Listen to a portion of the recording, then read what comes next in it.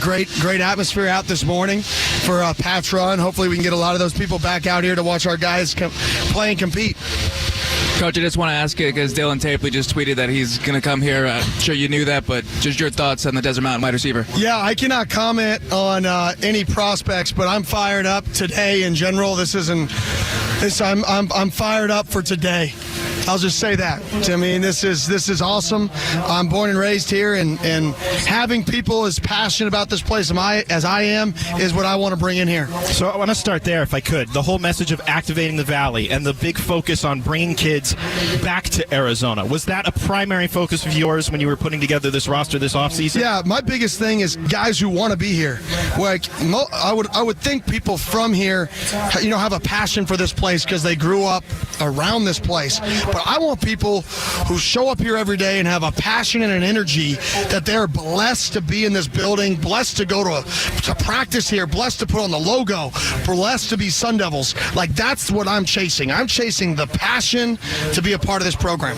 As far as the spring game, what should we kind of expect? Is it going to be more of a game? Is it going to be more of a practice with some 11-on-11 mixed in? What should people expect? It's a full game. It's a maroon and gold team coached by two guest coaches. Our staffs are split. 4 7-minute quarters live. Clock is live. Everything is live with the potential overtime with some fan engagement there in the middle of each quarter. Get fans out in the field, make them catch a punt and do some fun things there. But this is a game. We were going to sit out some of our players. Full disclosure, we split up the teams. I chose, 4 to 6 guys to sit out. I said, I don't want you guys to participate. And they were been texting and calling me all night last night like, no, I'm playing on my team. I want to play. I want to play. I want to play. So that just shows you the competitive nature that this program is right now. Is guys don't want to stand there and sit and watch their team play. They want to be a part of it. And they're playing now because if they want to play, we're going to let them play. I love to hear that. And just to get that response from your guys, I read a story from, I believe, a couple of weeks ago where you had quoted it as one of the worst practices that you've ever seen. And the energy for you, it just wasn't there. How much of a turnaround did you notice just from that one example to see the energy completely shift of not getting to play and now saying, no, coach, I want to go out there and play. I want to prove myself, prove these colors. Yeah, I think it's impossible. Any coach that says you had 15 great days, that's not real, right? So I think for us, everything's relative to the standard we're trying to set. And the standard we're trying to set is just being the very best at whatever you're doing all the time. So when we go out there, and I don't think we're giving our very best at everything we do, right, I'm going to tell the guys that. Guys need, kids nowadays, everybody says the bar is lowered and you can't treat kids like that's absolute false, right? Kids have not changed. Expectations have been lowered for guys, right? The goal is to not lower an expectation so the new age kid can hit it. The goal is to raise the expectations and be creative with how you get them to hit the same expectations that people have hit, up to this point in life. So I think we've just done that in a creative way and challenged our guys. Coach, from the spring game itself, it's your last, organized football activity until summer ball. What are you looking for in terms of, do they understand the scheme that you've installed the last month, or is it the energy that they bring? Because we obviously heard you talk so much at practice about the intensity and having to run everywhere. Are you looking at maybe other recruiting needs that you might need to fill, identify what you're good, what you're not good at, just kind of what goes through the spring game in terms of the coach's mentality? Owning the ball, who can take care of the football, who can create takeaways, and effort.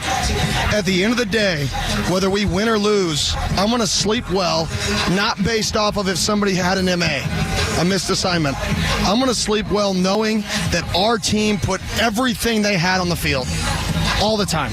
And that's really what we've been stressing is the effort. If you want to win in college football, it's about explosive plays and turnover margin, and then situational football. So if you win the turnover margin, if you win explosive plays, how do you prevent explosive plays on defense, right? You run to the football, you give effort. How do you have explosive plays on offense? You run and create tempo to create explosive plays. So owning the ball and effort are two things that I want to see our guys go out there and do today. And as far as spring practice and how that's gone and everything, I'm not going to ask you to, call out one specific player that's been great, but just what specific position group have you seen that's just stood out above the rest of them?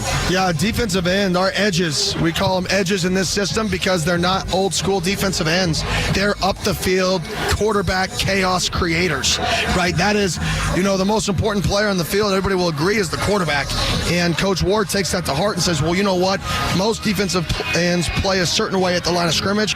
Our defensive ends are going to be playing to create chaos for the quarterback. And I think that group as a whole has shown up this spring.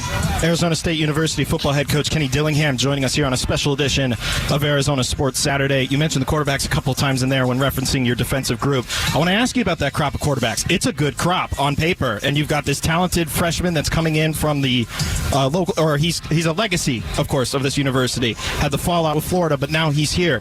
Your early assessment of that group, because there's a lot of talented kids in there. Yeah, I think it's a group that's hungry. I think it's a group that's learning the system. This is not an easy system to learn. This is extremely complex. We put the game in the hands of the quarterbacks, right? So they get to check almost every play at the line of scrimmage if they don't like the play call. And when you do that, there's so much that runs through your mind at quarterback because you're like, does he want me to check this? Does he not want me to check this? Is this what he was talking about in the meeting? Is this not? And so there's some growing pains with that process. But once it clicks, I tell the guys, eventually, 1 week in fall camp or in summer, it's going to click, and it's just going to make sense. And once it clicks, the game's going to slow down. And it's just going to slow down to a point where you feel like you're in full control. So we've thrown so much at these guys. I've been proud of how they've responded to the amount of stuff we've thrown at them, right? And I'm just waiting for it to absolutely click.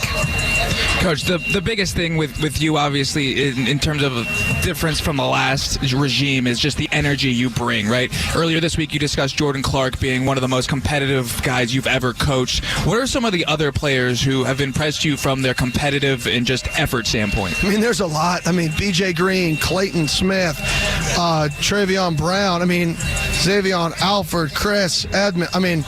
I could go on and on. That's just the defensive side of the ball. I know everybody thinks I'm an offensive guy. I'm a defensive guy to my core. I started off coaching DBs for freshman football, right? But, so, it's just a lot of our guys, to be honest, and it all starts with the bar. You set the bar. And if one person hits it, Jake Plummer came and spoke to our team about it the other day, and if one person hits it, he's going to drag one person with him. And if those two people hit it, they may drag one more person. And eventually you may have 7, right? The goal is, can we get all 11 that are operating at the standard that's necessary? Right now, I wouldn't say we're there, but I would say we're working our way to get there. And Coach, obviously this is a free event for people to come out to today. They still have like 50 minutes or whatever to get out here. What would you tell somebody in their car driving around right now that why they should maybe change their plans today and come over here? Get here because it matters.